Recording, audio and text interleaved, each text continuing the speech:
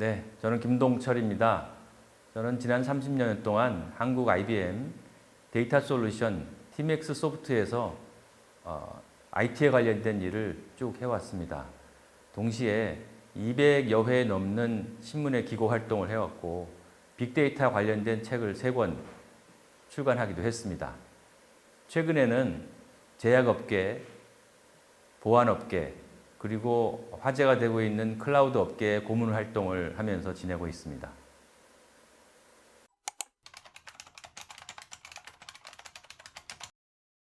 네, 데이터는 다 아는데 빅데이터는 모릅니다. 왜 그럴까요?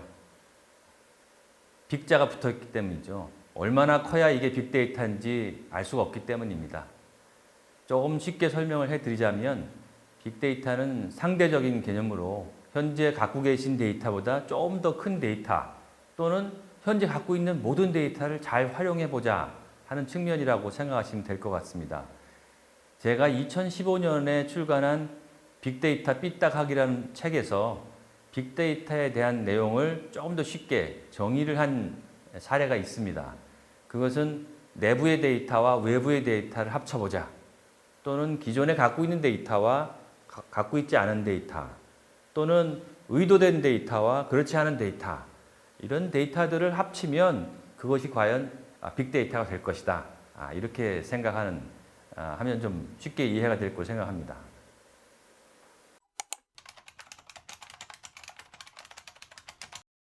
네, 빅데이터는 모든 분야에서 다양하게 사용이 될 수가 있습니다. 잘 아시는 인공지능 세상이 이제 왔습니다. 인공지능이 여기저기서 마구 사용이 되고 있는데 인공지능이 인공지능답게 활용하기 위해서는 필요한 데이터가 있는데 그게 바로 빅데이터입니다. 그래서 빅데이터를 기본 단위로 쓰는 것은 인공지능이다. 이렇게 보시면 빅데이터에 대한 활용도가 굉장히 많을 것이다라는 것을 쉽게 알 수 있을 것 같고요. 최근에는 모든 게 디지털화된 사회를 우리가 살고 있죠. 굉장히 많은 일들을 컴퓨터, 인터넷, 핸드폰 속에서 다 처리하고 있지 않습니까? 그러면 그 안에서 일어난 일들이 굉장히 많습니다. 은행을 가는 것도 핸드폰 안에서 일어나는 것이고, 그 다음에 무슨 증명서를 보내는 것도 핸드폰 안에서 일어나고 있죠. 그런데 실제 사회에서 일어날 것만 같은 모든 부정적인 사용 방법, 그런 것들이 그 안에서 다 일어나고 있습니다. 그래서 SNS라든지 가짜뉴스라든지 이런 데서 문제가 생기는 부분들이 이제는 굉장히 큰 문제가 됐습니다. 그래서 그런 것들을 제대로 된 내용을 걸러내기 위해서라도 그것이 제대로 된 것인지 알려면 빅데이터, 사실을 가지고 있는 빅데이터와 비교해서 그런 문제점들을 찾아내는 그런 일들이 굉장히 많이 벌어지고 있기 때문에 제대로 된 진실에 대한 빅데이터가 또 필요하다고 생각합니다.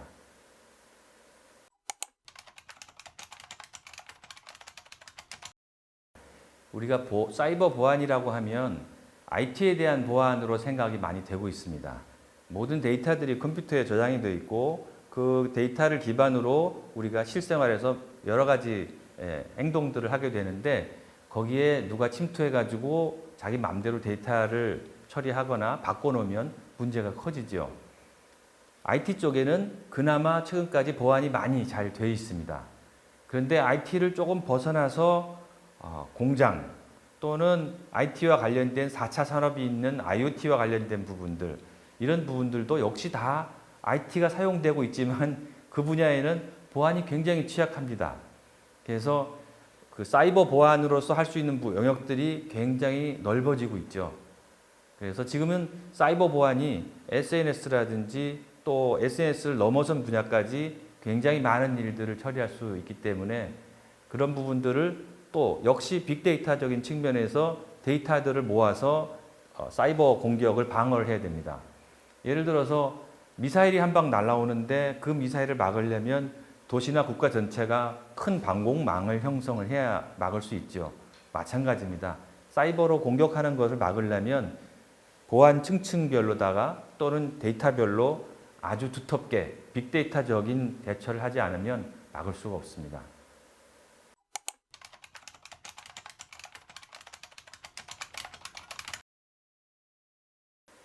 네, 사이버 보안은 보안에 관련된 영역, IT에 관련된 영역, 그다음에 데이터에 관련된 영역이 합쳐진 겁니다.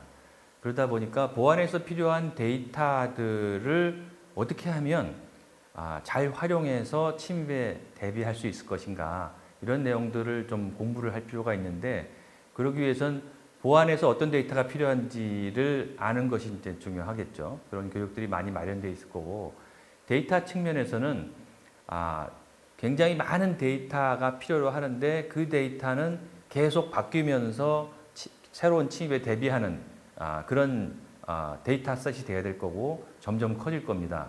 그러기 위해서는 학습을 통한 좀 더 정교한 데이터들을 계속 추가해 나가야 되는데, 그 학습이라는 거는 소위 요즘 말하는 머신러닝이라는 기법을 통해서 분석하기도 하고 새로운 데이터들을 만들어 나가기도 합니다. 그렇게 만들어진 데이터를 가지고, 빅데이터를 가지고 있으면 어떤 새로운 침입에 대한 변화가 감지되는 경우에 그것이 침입이다라고 생각할 수도 있겠죠. 그래서 빅데이터적인 역량, 그다음에 보안에 대한 역량, 그리고 그런 데이터가 어떤 IT에 어떤 레이어에 있는지 그런 거를 잘 아는 그런 역량을 공부하는 것이 필요하다고 생각됩니다.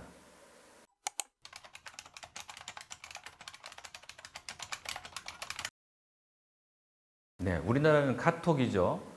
미국 같은 경우에는 인스타그램이나 페이스북 같은 SNS를 많이 활용을 하는데, 그런 SNS는 소위 우리가 말하는 입소문의 디지털 버전입니다.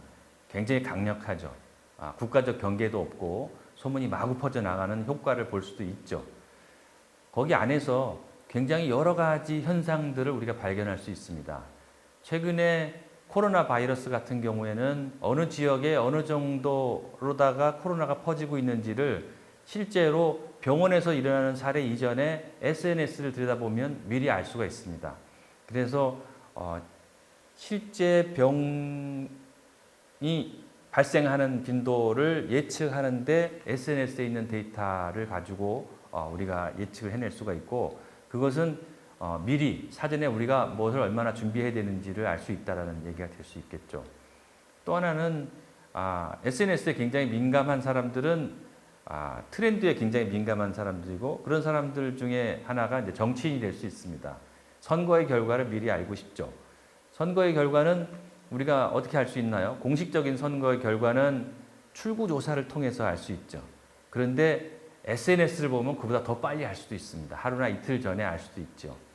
예를 들어서 미국의 전 대통령인 트럼프 대통령의 당선 결과는 사람들이 예측한 거와 정반대로 SNS에서 예측한 결과대로 당선이 되었던, 그래서 SNS의 예측이 더 맞았던 그런 사례들도 있었습니다.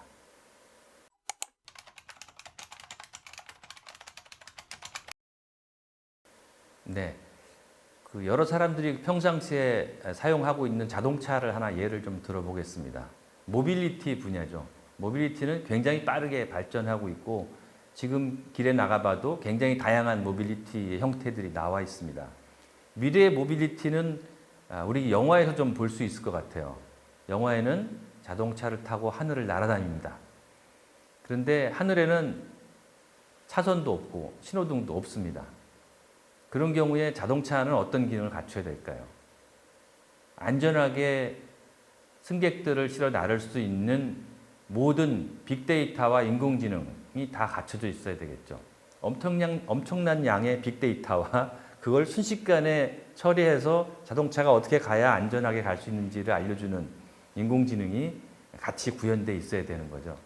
그런데 만약에 거기도 다 컴퓨터와 통신과 데이터가 운영되는 거기 때문에 누군가가 침투를 해서 운전을 마음대로 한다고 하면 큰 사고가 일어나고, 공중에서 일어나는 사고는 바로 엄청난 인명의 손실을 이야기하기 때문에 그 안에서 데이터를 안전하게 보호하고 침입을 탐지하기 위해서 보안을 강화하는 것은 지금보다 훨씬 더 중요도가 커진다고 생각할 수 있겠습니다. 데이터의 중요성이 커지는 것은 말할 필요도 없습니다.